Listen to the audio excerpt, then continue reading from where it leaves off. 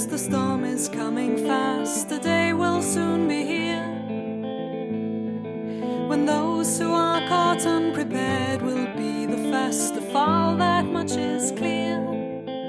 Hello and welcome to Physical Attraction, the TEOTWAWKI specials, where we'll be examining the end of the world, one apocalypse at a time. And survive while there's people crying, people dying everywhere around. Hello and welcome to this TEOTWAWKI special of Physical Attraction. Now we've got all the way up into our top 3, but things start getting more complicated and I want to explain things in more detail here. So this is going to be another 2-part episode, and both of the parts are probably going to be longer than anything we've put out before. So I hope you can tolerate listening to me talk a lot, because you'll need to. We're going to be dealing with the Singularity.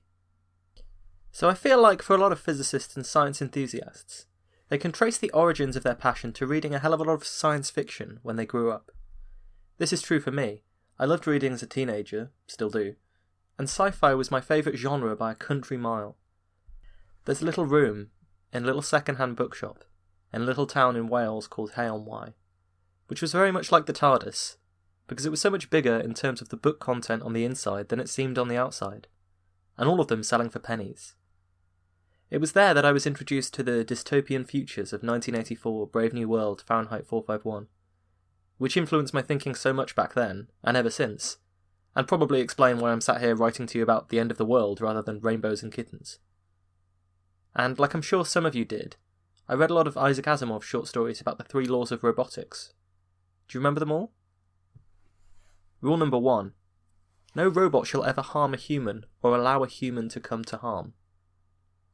Rule number 2. Robots will obey human orders except where it contradicts law 1. And rule number 3.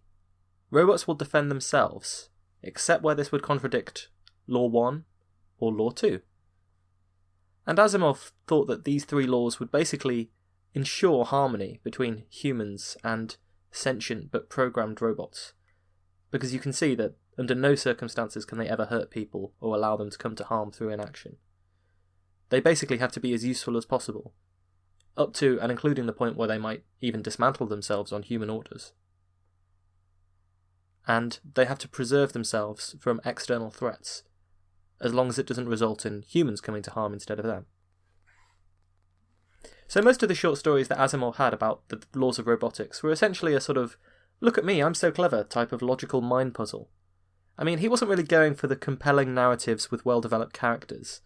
Instead, Asimov put his robots into various complicated scenarios and demonstrated how brilliantly clever his laws were, or where there might be loopholes that people would need to consider.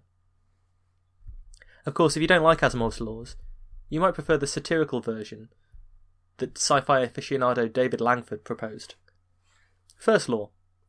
A robot will not harm authorised government personnel, but will terminate intruders with extreme prejudice. Law 2. A robot will obey the orders of authorised personnel, except where such orders conflict with the third law. Rule 3. A robot will guard its own existence with lethal anti-personnel weaponry, because a robot is bloody expensive. End quote. So these Asimov books were smart, but the one that really inspired me was one called Blood Music by Greg Bear. I urge you to read this novel. It's just amazing, and rather short for something in such epic scale. It's only about 250 pages long. In the book, a maverick biotechnologist creates little biological nanobots that are incredibly advanced, and refuses to destroy them when he's ordered to, preferring to inject his creations into his own body. They quickly evolve, become self-aware, and learn, crucially, to alter their own genetic material. Soon enough, each one has the intelligence of, say, a chimpanzee, but acting together, they have the intelligence far beyond what human capacities can dream of. Driving their own evolution, the creatures, called noocytes, evolve supremely quickly, and begin to improve their creator as well, curing him of physical defects and making him a superior being, both physically and intellectually. Then, it seems, the cells go rogue.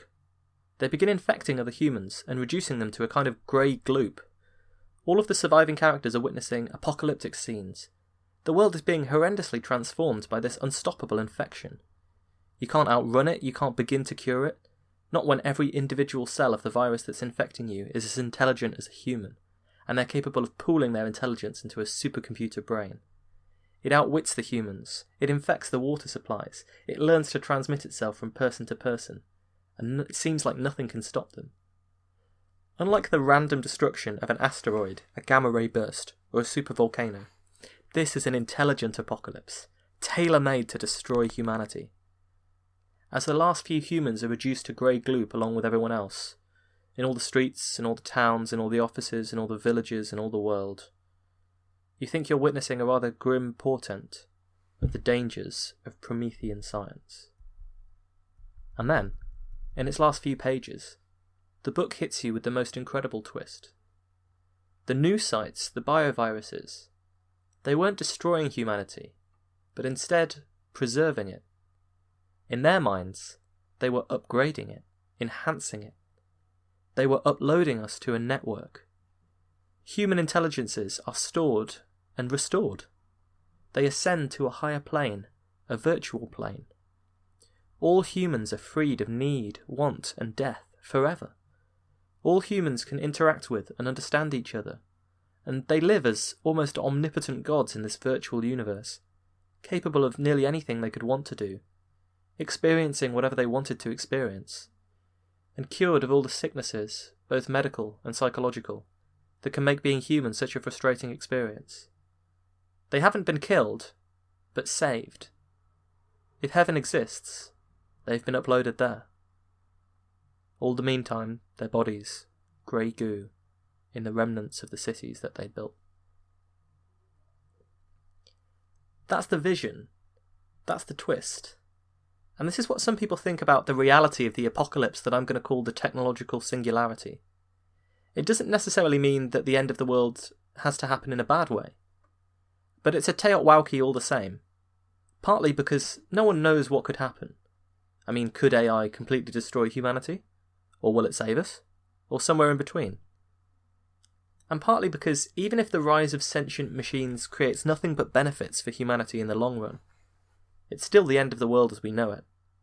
Because once this happens, if it happens, nothing will ever be the same again. So what is the singularity? The idea has been criticised on occasion as being too vague, so I'll try and define it and pin it down a little bit more. In physics, a singularity can be described as a point of infinite density. Some people believe that a singularity is what lies at the heart of a black hole.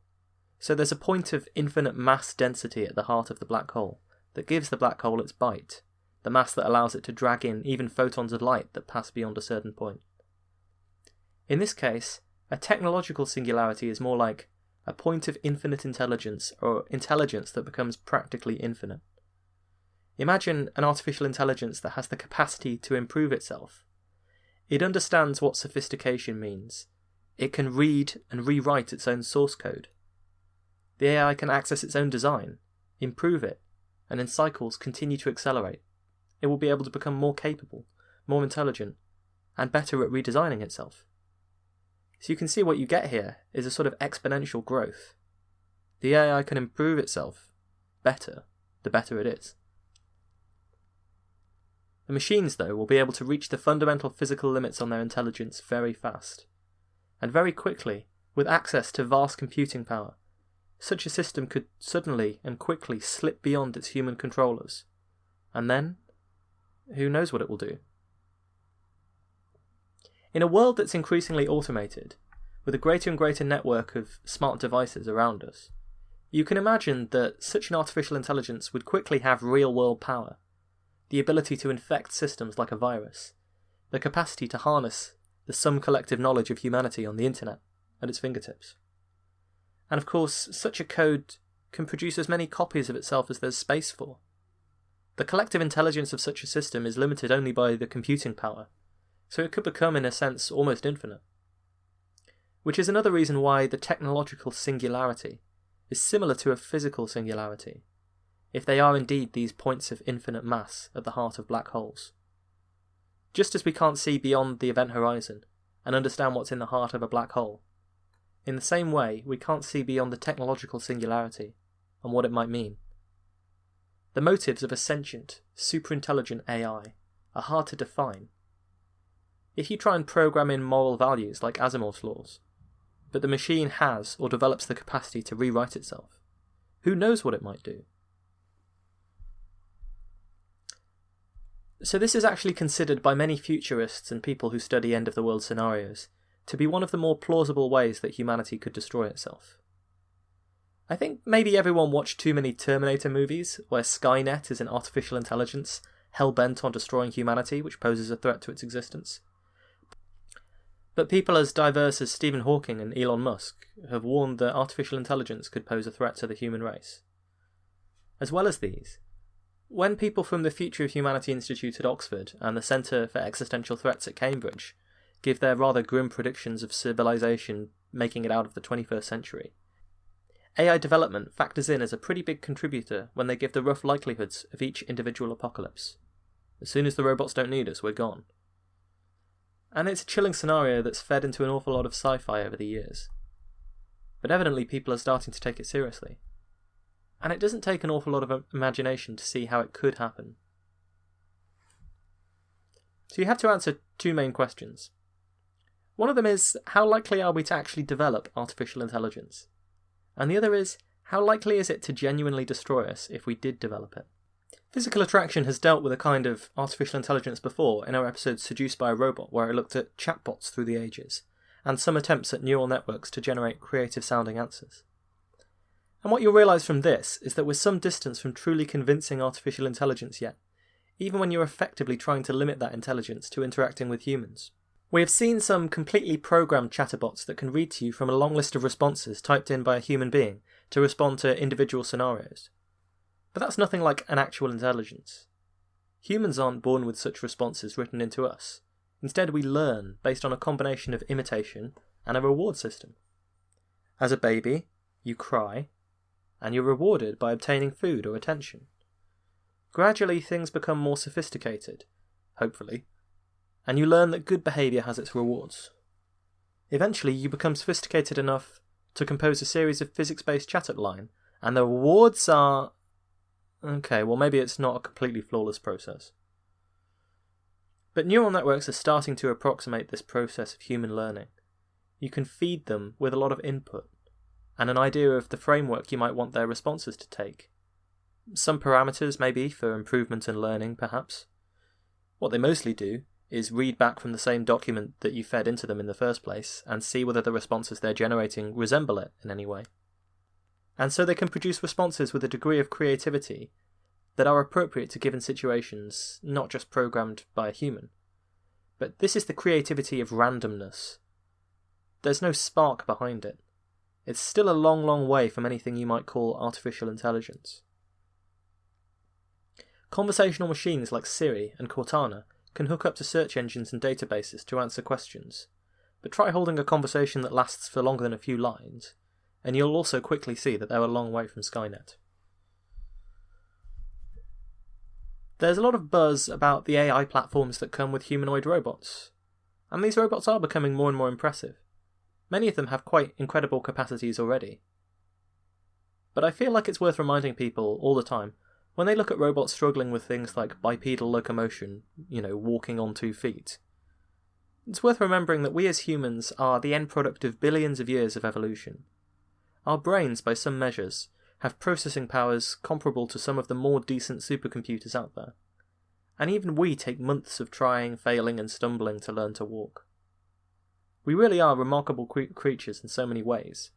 What we're capable of doing and learning in the sense of moving around, responding to the environment, playing sports even. For robots to achieve this functionality, they need to make millions of calculations. Our squishy plastic brains with their networks and free associations, they're still outperforming incredibly complicated computers that can do millions of calculations a second. And we are still wonderfully malleable and adaptable, even if it doesn't always feel like it. It may well be that they've far outstripped us in raw calculating power, but AI still lags a long way behind in terms of creating, and in terms of applying its innate capacity to a range of different tasks. So look at a really famous moment in AI development in history, when the Deep Blue chess computer beat Garry Kasparov in the 90s, and everyone thought, now we have computers that can't just calculate, but they can also strategize, they can also learn. chess was seen as an intellectual activity, and people thought, now we're getting to the stage where computers are better than humans in terms of their intellect. But actually, what makes humans really special is that our intellect can adapt to so many different situations. The AI chess computer could only play chess. Until they can truly adapt to different situations that they're in, AI is always going to lag behind humans.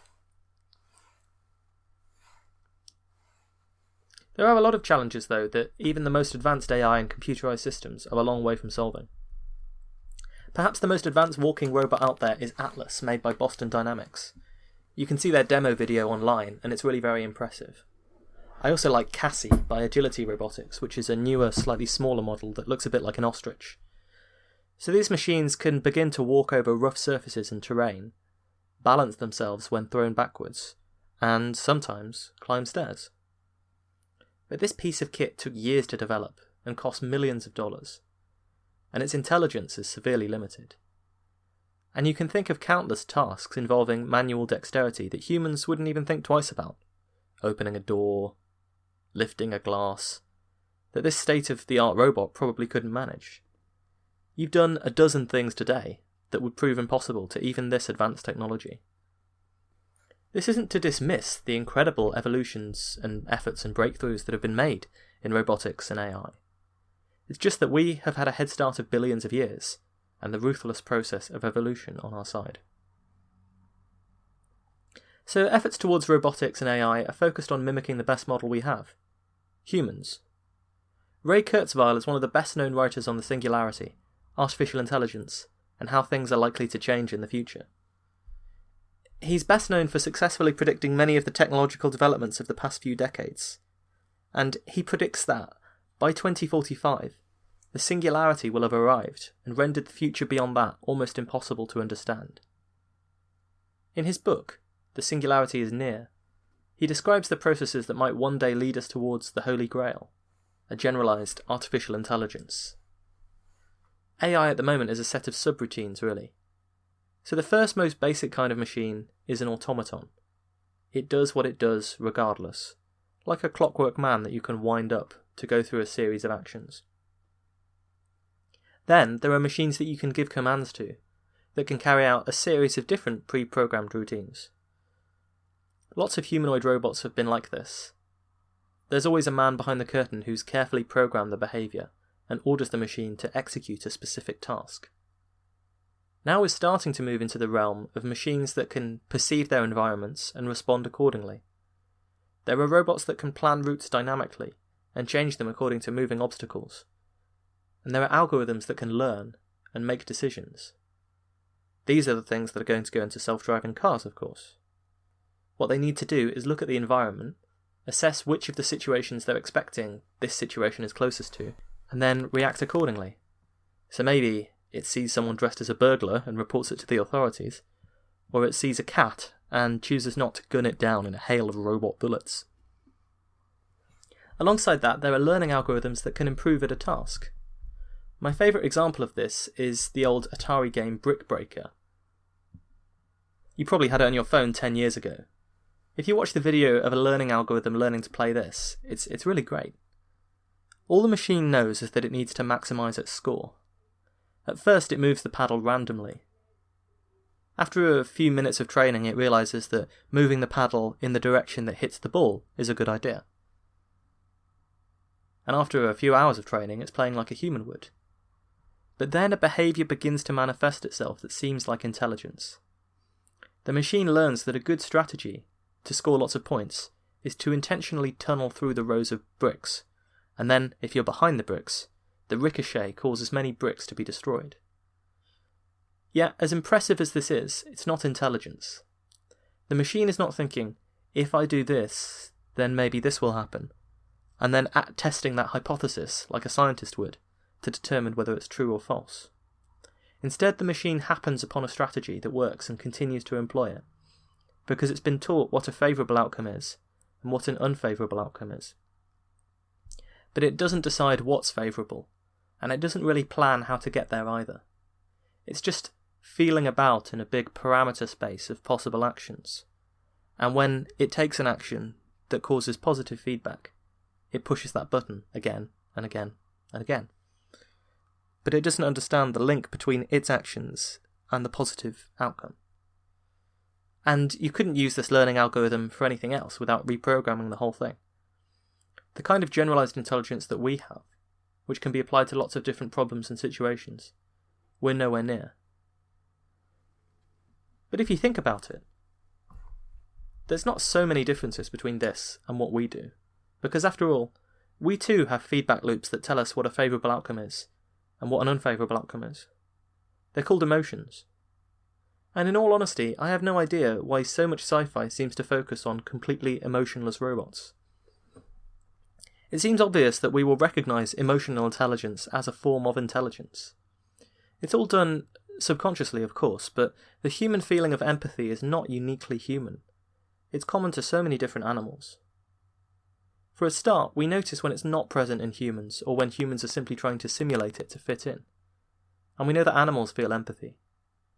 So we've seen in experiments, there's a really famous one, that rats, if you cage them in an unpleasantly small confinement, they will often choose to free a fellow rat from a similarly small cage, rather than taking food for themselves.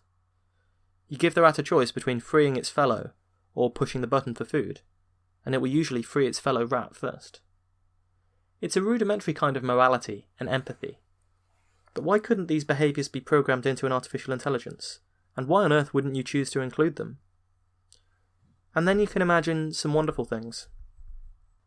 A robot with all the love and care of a human that, with superior intelligence and emotional intelligence, would be far more perceptive. Sometimes, if you're really good friends with someone, you can almost understand things about them that they don't consciously acknowledge or understand. What of a super intelligent, super empathetic robot that had no priorities other than making you happy? Could it be possible that these machines will one day know and understand us better than we know ourselves? Could we prefer them to flawed, selfish human company? And if you do prefer your preferred flawed, selfish human, then what if it were possible to upload their personality to an avatar? One that could resemble them in every possible way, but one that wouldn't die. And if you can do this, where does it leave ethics? Can you copyright your own personality? Is it illegal for someone to clone you without your consent? Do you have ownership over the person you are? Already you can begin to see how the kinds of technology that would be involved in the Singularity just throw everything we can possibly understand about the world into complete disarray. Again, as in the case of retreating into a world of virtual reality, the visceral reaction springs up and says, this isn't right, this isn't real, and I won't stand for it. But we have changed our perceptions over the years. We now accept that many people's lives can be improved via the use of medication to adjust their brain chemistry. We are putting more and more trust and faith into intangible algorithms. Of course these things seem ridiculous and absurd now, but a few hundred years ago, it was self-evident to many people that there was a God, that beating your children was a fine and morally correct way to discipline them, and that slavery was totally justified. Our perceptions can change. Factoring this in is one of the most important things you can learn about yourself on a personal level, and probably about human society as a whole. Our perceptions can change. And when the empathetic AIs arrive, and they're so much nicer than humans, are you convinced that you won't be seduced? Here's another valid question. What does it mean for something to be real? When I touch someone, or, when I touch an object, what happens? Electrical signals fire in various regions of my brain. And this is really how I perceive everything. This is what generates my chain of thought. The sensation and sound of the keys I'm tapping when I type this script. The room that I can see in my peripheral vision while I read it out to you. The sensation of my body in this chair and the feet on the floor. All of it is just electrical signals firing somewhere in my brain. So here we go. If the brain is in a jar and it's being stimulated in the same way, to me this is completely indistinguishable from reality. Just think about it. As long as all that electricity is buzzing in your brain in the right way, you could be anywhere, doing anything, feeling anything. Is reality for humans a completely subjective experience? And if you had the choice between a world where your physical body, the one that you happen to be born into, suffered and died, or one in which your virtual body, which could be made exactly the same if you wanted, or better, could do whatever you liked? Which one would you really choose? Maybe having these physical bodies one day will be viewed as a sad relic of evolution that we can cure in the same way as replacing a hip or filling a tooth. Hence then, returning to try and work out what it is about our brain that's so damn powerful. The reality is that we have supercomputers that are already, in some sense, more powerful than the human brain. But this of course all depends on what you mean by power. Your pocket calculator can do sums that you can never dream of doing in speeds you'll never even begin to approach. But our brains aren't like that. When we ask them to calculate, they're doing so alongside controlling and regulating an incredibly complex machine, the human body. They're accessing multiple areas. They're regulating our internal temperature. They're subconsciously storing information for later. They're operating 6 sensors at once, including the one that lets you know where your limbs are, which roboticists have to work out. It's quite a complex problem. And they're maintaining a personality with memories, feelings, likes, dislikes, and God knows how many song lyrics, all swirling around in the subconscious. Who can possibly say how much computational power that takes? Yet scientists have tried to estimate it. They've tried to express the power of the human brain in terms of raw calculation. It's incredibly difficult, because we don't entirely know what neurons, the basic building blocks of the brain, are, and how they work yet. It seems clear that the key to so much human intelligence is not just in the neurons they have, but the connections, the synapses that they make to each other. Every neuron has 1,000 connections to other neurons. In many ways, our brain's amazing power to connect more generally is part of the reason we demonstrate such amazing abilities. So let's consider a cricketer standing at the batting crease. How is he able to hit the ball? All he can see is the trajectory of the ball. So as Kurzweil and others point out, when we try and hit the ball, we're not solving the problem in the same way as a computer would. A computer would have to calculate the trajectory of the ball by solving some incredibly complicated differential equation, taking into account air resistance and so on, and then solving even more equations to calculate precisely how much force should be applied to the bat, and in what direction, to cause the ball's future trajectory to be, let's say, over long on and not into the hands of a fielder. When a human does that, they don't solve any of these equations. Instead, due to years of experience and connections that have formed in the brain through training and learning, they're translating directly between two languages. They're translating directly between the visual stimulus, the flight of the ball, into actions in our arms and legs that will cause the ball to be deposited over into the crowd. In my case, it's still no good, and I usually miss the damn thing. But it's clear that this idea, the idea of connections, is key to the human mind and its capacity to operate. And even treating each neuron like a little computer that can carry out certain operations is a vast oversimplification. You can get order of magnitude estimates. Dharmendra Moda, whose team attempts to simulate aspects of the human brain by modelling neurons that can form or break connections based on experience, as our brains do in the learning experience, estimates that the human brain has 38 petaflops.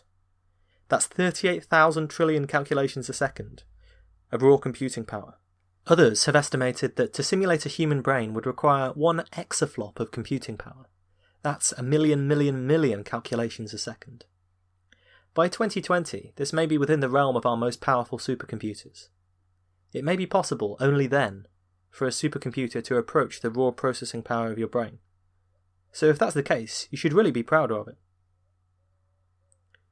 One of the key reasons that understanding the brain is so linked to the idea of a technological singularity is something that Kurzweil expounds at length. In his view, in order for us to completely understand the human brain, we can only go so far with non-invasive PET and EEG scans. There are already teams that can scan the entire brains of mice on the resolutions of nanometers, but to do so you have to slice up and destroy the brain, which obviously won't work for humans who want their brains scanned. So what's the solution? Eventually, nanobots, which can cross the blood-brain barrier that keeps our brain largely safe from harmful substances, will be deployed, that could deep scan the brain and capture every important detail. This is the kind of resolution you'd need to scan someone's brain, because you need not just the neurons, but the connections between them. And amazingly, there are already scientists who are at least thinking about the ways that you might get these nanobots through the blood-brain barrier and into our heads. And once they're there, why limit them to just looking? Why not have them act to improve things? Provide some extra processing power where it's needed. Enhance our intelligence and fix our personality flaws. I mean, I would love a nanobot that could cause me to stop mispronouncing words when I'm recording podcasts. So this is one of the aspects of the singularity that's most interesting to me. Because whenever anyone showed me these visions of technological utopia, I always thought, that's fine, but to get here, you're really extrapolating. What they do is they point to something like Moore's law in computing power, where the computing power doubles reliably every 18 months or so.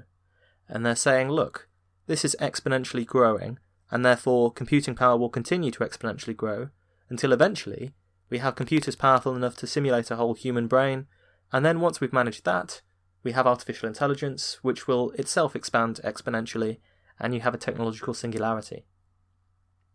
But exponential growth is a very risky thing to extrapolate. Take someone who's around in 1969. In the 50s, humans launched the first satellite up into space. In 1961, the first human, Yuri Gagarin, was launched into space. In 1969, people have walked on the moon. If you're sat there in 1969, watching the moon landings, you must be thinking to yourself, in 10 years' time we'll have people on Mars, in 20 years' time we'll have people towards the furthest edges of the solar system, and perhaps in 40 years' time we'll have people in other solar systems around other stars, looking for new habitable planets. You might think that. If you extrapolate the exponential growth, it probably makes sense to think that. But of course we know that in reality no one has been to the moon for decades. It was wrong to extrapolate the exponential growth in this case. I always thought that the natural resource that would run out and stop the exponential growth of technology would be our intelligence. That is the intellectual capacity of any one person. So think about history. In the Middle Ages, there were people who could study for a number of years and feasibly claim to know everything, or at least they'd know and understand a great deal of what was written and widely available. Now, it's impossible to know everything, just impossible. The only reason we can make any progress at all is that people are incredibly highly specialised to specific individual tasks. You can spend an entire lifetime in one tiny field of physics, chemistry, biology, linguistics, sociology, psychology, any field really, and you can still only know a tiny fraction of the things that there are to know. You can still only be capable of making contributions to a small area. Even collaboration between humans can only take you so far. And so eventually, I thought, we will saturate, and will no longer be able to grow exponentially anymore. After all, if you're dealing with problems that are too difficult for humans to solve or even understand with our dull and limited monkey brains, problems that take decades of dedicated study just to get to the forefront of research, and problems that are so far from our understanding that our intuition and natural insight are completely shot, then maybe the exponential growth will stop. But maybe, to make progress in these problems, we'll have to reach beyond the natural limits of what humans are capable of. And then, it's just like the Malthusian catastrophe we discussed a few episodes ago, just like the peak oil optimist said. Maybe we solve the problem of limited supply by expanding our own capacity. These problems, they might not be solvable by humans, but what about superhumans? So maybe we should dedicate all of our efforts to trying to enhance ourselves, and leave it to the superhumans to resolve the other issues. But what if the thing that prevents the singularity from happening is the fact that we're not quite smart enough to really understand the complexity of our own brains? What if our inability to enhance ourselves means that there are in fact fundamental limits to how we can change the world? And is it too simplistic to think of the brain purely in terms of processing power? Purely in terms of something that can be enhanced? And problems purely as barriers that we have to jump over that can always be solved providing you have enough intelligence? I don't know. But you can dream of a world where humans, enhanced humans, are better at dealing with the problems we have today than we are. After all, what would you give to have 100 Einsteins working on the problem of nuclear non-proliferation or climate change? What if everyone could be an Einstein? Another fascinating issue that you've probably thought about at this point. What does it mean to upload someone's brain to make a perfect copy of them? Is this in fact a way of cheating death? Because it seems more like to me anyway that you've created a copy that is identical to you in every way, but that the line of consciousness is unbroken. So the same you that you've always been still exists in your physical body. And when that dies, so do you. It's like an idea you used to hear quite a bit, that one way of teleporting someone is to have a machine that scans them in one portal, transforms them into information, and then recreates them in another location by a sort of biological 3D printer. So you're not being teleported, you're not being moved, but you're being sort of copied to a different location. But then, what happens if you destroy the other person, the original person? Are they killed? What if you could atomize someone and teleport each individual atom to recreate them millions of miles away? If the consciousness is interrupted for even a nanosecond, how does it feel? Do you die? Are you still the same person? Is it like sleep? And take another scenario. What if, instead of destructively copying someone all at once, we piece by piece replace them? After all, isn't this the kind of biological regeneration that happens to us all the time? There's that old story about my grandfather's axe. He's replaced the handle, and he's replaced the blade, and he's replaced the handle, and he's replaced the blade. Every piece of it has been replaced many, many times. But it's still the same axe. Is the same true for human consciousness? Are we grandfather's axes? Can your consciousness, the continuity of your life and existence, slowly seep into an improved, immortal form? And how much of this is just the same as destroying yourself? It all comes down to how little we understand death. If death is just a loss of consciousness, then it might not be that different to falling asleep, except you don't wake up. There's a symmetry to it, of course, that people talk about, philosophers talk about. The billions of years before I was born, before I became self-aware, these are the mirror image to the billions of years after I die.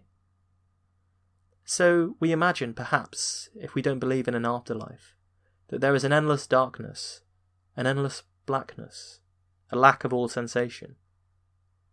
But this is not death. It is meaningless to talk about sensation, or the lack of sensation, after death. What would being uploaded be like? You can get into all kinds of super angsty teenage questions, some of which are daft and pointless but still make you think. But I mean, you can think about, if your consciousness was interrupted in the same way every time you sleep, would you know about it?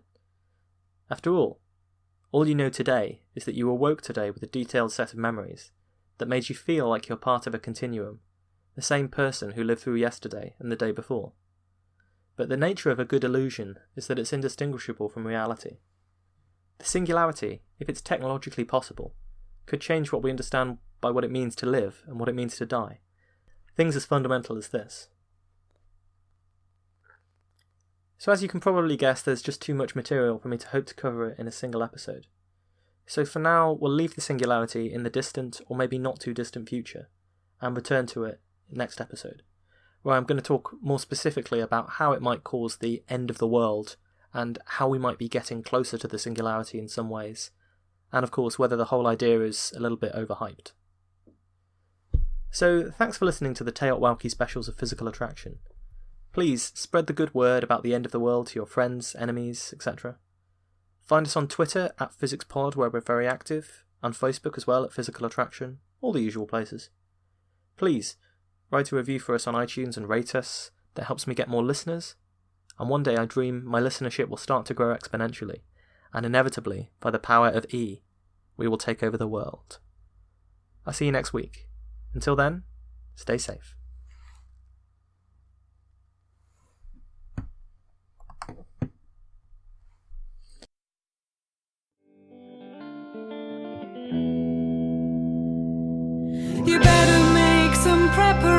emotions, there's no time for hesitations. Compile a list of tips. Our theme music is Get Ready for the Apocalypse by Astrometrics.